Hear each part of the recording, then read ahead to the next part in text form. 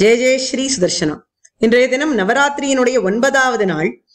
இதுவரை 8 நாட்களாக அஷ்டலக்ஷ்மி தேவிகளின் தியானத்தையும் அவர்களை பற்றின திருநாமங்களையும் பார்த்து கொண்டு வந்தோம்.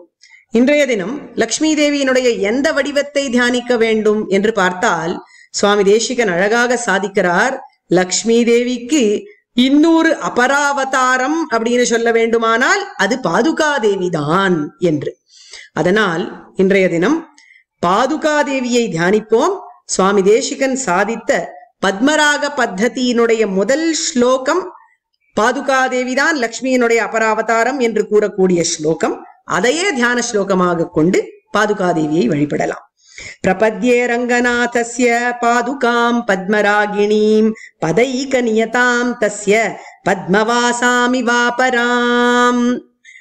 பத்மத்திலே வாசம் செய்பவள் மகாலட்சுமி, அவளுடைய அபராவதாரம் தான் பாதுகை அப்படின்னு சுவாமி தேசிகன் சொல்றாரே, அதற்கு என்ன காரணம் அப்படின்னு கேட்டா, பாதுகையும் பத்மராகிணி, மகாலட்சுமியும் பத்மராகிணி அப்படிங்கிறார்.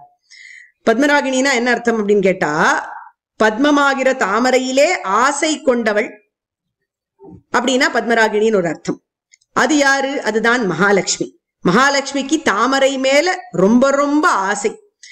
எங்க அவள் அவதாரம் பண்ணினாலும் தாமரை மேலதான் அவதாரம். அது பார்க்கடலா இருந்தாலும் சரி, இல்ல திருச்சானூர்ல எம்பெருமான் திருவேங்கடமுடையான் வழிபட்டு அவள் அவதரிச்சாலே அதுவும் தாமரை மேலதான். இல்ல திருக்குடந்தையில ஹேமரிஷி வழிபட்டு அவள் அவதரிச்சாலே பொற்றாமரை குளத்துல அதுவும் தாமரை மீதுதான். அதனால இவளுக்கு தாமரைனா ரொம்ப பிடிக்கும், தாமரை மேல ரொம்ப ஆசை. அதனால இவள் பத்மராகிணி அப்படின்னுட்டார். பாதுகாதேவி பத்மராக மணிகளை, ரத்னங்களை தனக்குள்ளே வைத்திருக்கிறாள். அதனால பாதுகையும் பத்மராகிணி. அதே போல இவா 2 பேரும் எப்படி இருக்கா அப்படின்னு கேட்டா, பதைக நியதாம் தஸ்ய, எம்பெருமானுடைய பாதத்தை நியதமாக தொடர்ந்து செல்கிறார்களாம். பாதுகை அப்படிங்கிறது எம்பெருமான் பாதத்திலேயே தரிச்சுட்டு இருக்கான், அதனால அது கூடயே போறது. பிராட்டி அப்படின்னு கேட்டா, அவளும் எம்பெருமான் எங்கெங்கெல்லாம் போய் அவதாரம் பண்றானோ கூடையே போய் அவதாரங்கள் பண்ணுவா. ராகவேத்வவத் சீதா ருக்மிணி கிருஷ்ண ஜன்மனி அந்நேஷு அவதாரேஷு விஷ்ணோரேஷா அனபாயினி என்று கூறப்பட்டிருக்கு. அதனால எம்பெருமானை பின்தொடர்ந்து செல்லக்கூடியவள் பிராட்டி, பாதுகை ரெண்டுமே எம்பெருமானுடைய திருவடிகளை பின்தொடர்ந்து செல்வர்கள் 2 பேருமே.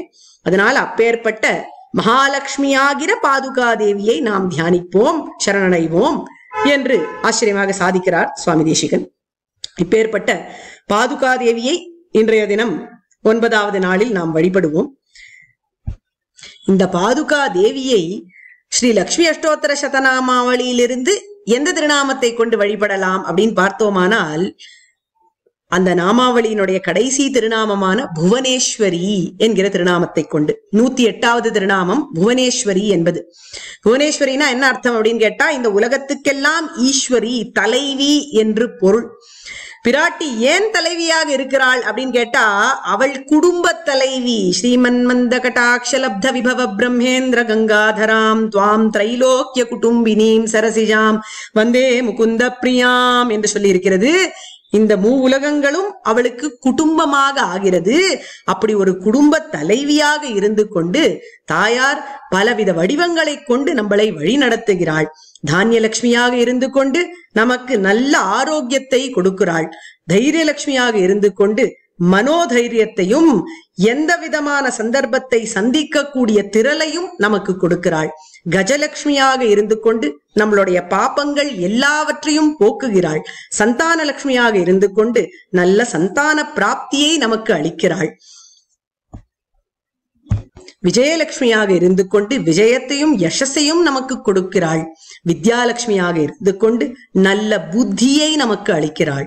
தனலட்சுமியாக இருந்து கொண்டு தர்ம காரியங்களுக்கு தேவையான தனத்தை அள்ளி பொழிகிறாள்.